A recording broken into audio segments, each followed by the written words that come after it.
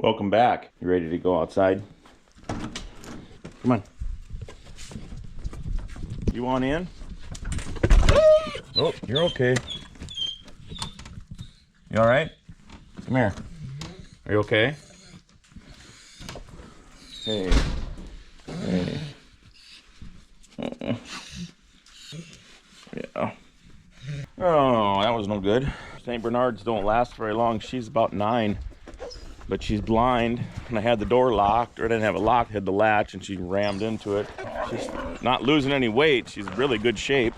Gets around, hangs out, but she can't see. It's January 5th, 33 degrees. We got some rain last night, the ice layer again. We'll check a few things. We're kind of getting into the normal things of winter now, finally. We got those fall cows home yesterday, those pairs. We worked them, we got them settled in over at Jim's with the young cows. We've been bale grazing, and we did get into the corn. Today we got to move some wire. We'll move some wire for those cows to get on some more hay, probably give them another strip of corn. Dean's gonna be working on that water tank.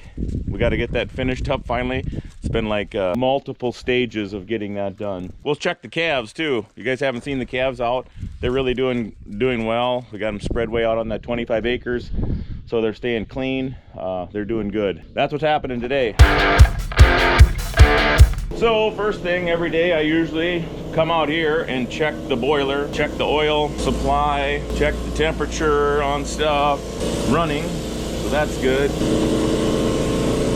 There's my oil. I put a bunch in yesterday, so this thing's got, that's about probably a week and a half's worth of oil. It needs a cleaning. Gotta clean it about every 200 running hours. Takes about 20 minutes to shut it down and clean it. And that's it. Usually once a month. Check the water. Boy, it's slick. With just enough rain last night. They're really icy. So we probably never even talked about these waters before. Motion sensor activated waters that I built maybe 6 years ago. I just put a slower pump on here the other day because it's just got these calves and a few horses, so I got a pump that pumps quite slow. But anyways, this culvert's down in the ground 12 feet, and I have my rural water coming in, and I have a float down there, and all my water is like 6 to 8 feet below the surface. I have a little reservoir down there, and then there's a sump pump hooked to the bottom of this bowl, which is hooked to this motion sensor. So every time an animal walks up here, it brings water up from that 6 foot below the surface, and then they can drink, and then when we walk away, that'll shut off after 25 seconds, and then all that water just runs right back down 6 feet below the surface. So there's no power being used. If nobody's drinking, there's nothing being used. Works good. All right, let's go get in the pickup.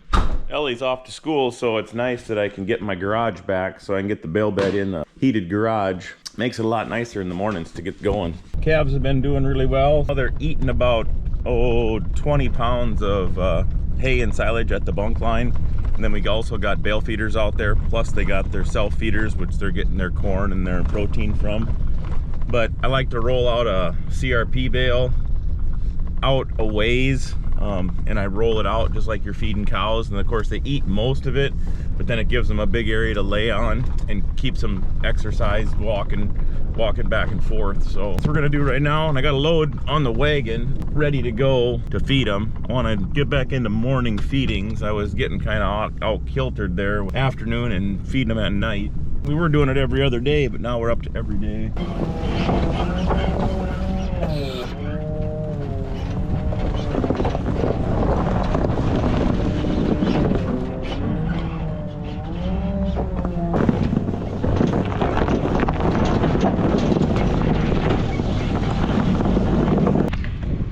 You guys all right?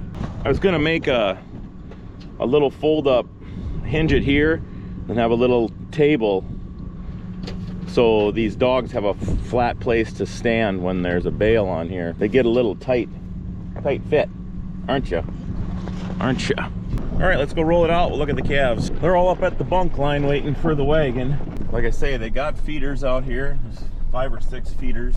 It's about a 25 acre lot, so we got a lot of space, and I wanted it just like I got it going now. I got them coming to the bunk, and they're eating half to 3/4 of their roughage up at the bunk line, which is good.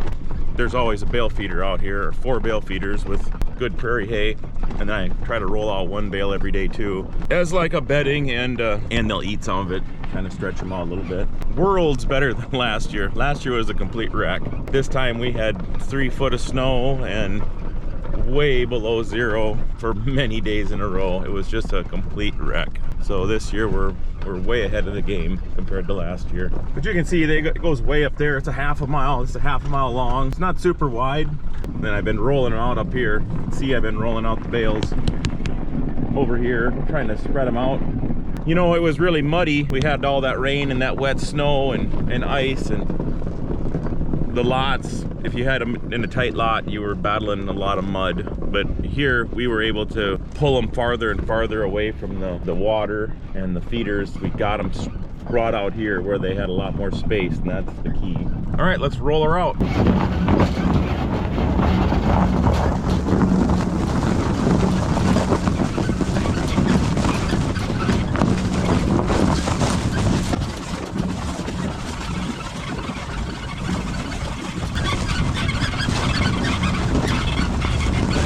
Well, they're not hungry at all. They are curious. It got a windbreak all the way up here too. 100 some bales set up, and then 100 feet roughly of permanent windbreak, or not permanent, but portable. Getting lots of exercise, which is good. Not that they have to walk all the way up here, but they just do it because they're curious and whatever. And then I bed up here some during that real muddy, rainy crap. I was trying to get them drug up here by this windbreak. You can see we got 50 feet of windbreak there, and then 100 bales, or a little over 100 bales set up. I got a hot wire in front of it so they can't get at those bales. So it's kind of a nice little nook when they get up here. There they're coming out, checking out that bale we rolled out. I think just getting out here every day, driving the pickup through them, gives them something, you know, and it's an event in their mind. Something's happening, you know, let's get up and move around and check it all out, see what's going on. Even though they, you know, you could just never come out here, just feed them and just never come out here. They'd be fine as well. But I took Bud Williams' course, you know, 20 some years ago. And if you don't know who Bud Williams is, you should Google that and do a little reading on him. A very intelligent person, cattle-wise and marketing. He had done some studies about feedlot pens where they would just move the cattle from one pen to the next every day. Same feed, same everything, but they just took that pen of cattle, moved them from one pen to the other, just every day, back and forth, back and forth, back and forth. And those cattle outperformed cattle in stationary settings, just because it was like that broke their mind up and they weren't depressed, and they just gave them something to think about or to look forward to, you know, that we were going to move or we're going to get to move back. Just something different every day, but it was the same pen, boom, boom, boom. Interesting stuff. See, they come and pick on this and eat around on it and buck around and just do something for fun. Look good. It's a wet eye though, a little bit of pink eye. Could have got poked or something. We can drive through the windbreak. This, if you watch the videos back a while, here we are. Been really working good. I had started feeding them up here, and then I was feeding bale rings up here, and then we'd got all that rain and snow, so then I got them out of here, and then we just bedded it one time and trying to get a pack going here until it freezes up now. But yeah, it's gonna work out. It's gonna work out pretty good. It hasn't been cold enough yet that they have to huddle up here, but there's one on the other end, there's that pile of trees in the middle, and then this windbreak. So they got quite a few options. Now I think we'll finally get a pack kind of started here with the weather the way it's going. Sounds like way below zero here coming next week, so we'll check the water here now. Got another one of these motion waters out here. There's actually a calf drinking right now. I'll let him get finished up, then I'll go up and show it to you. So here's the one out for the calves. Same thing, we built this one. This was like the third one we built, so we got a little fancier. The box here is a stainless steel box. I had the Hutterites make that for me, and then it overflows on all four sides. And then my brother had a good idea using this a semi-tire that fit perfectly over a 3-foot culvert. We cut the bead out down here, cut one side out, left it on this side, of course, and then it just sets down right over it.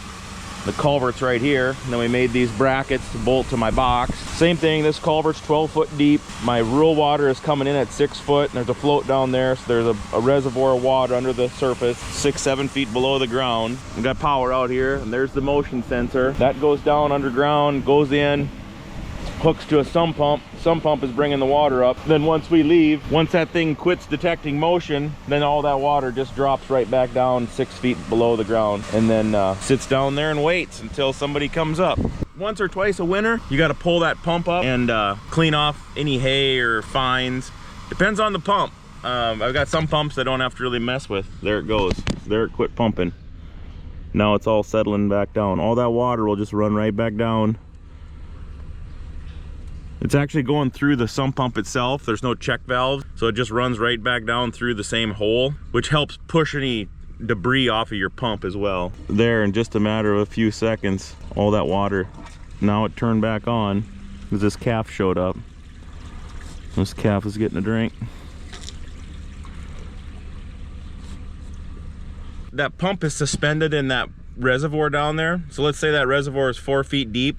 It's kind of right in the middle, like at 2 feet of water. So all the fines and all the crap goes to the bottom of that reservoir. So that pump is always sucking good, middle clean, good water. Anyways, that's the water check of the calves.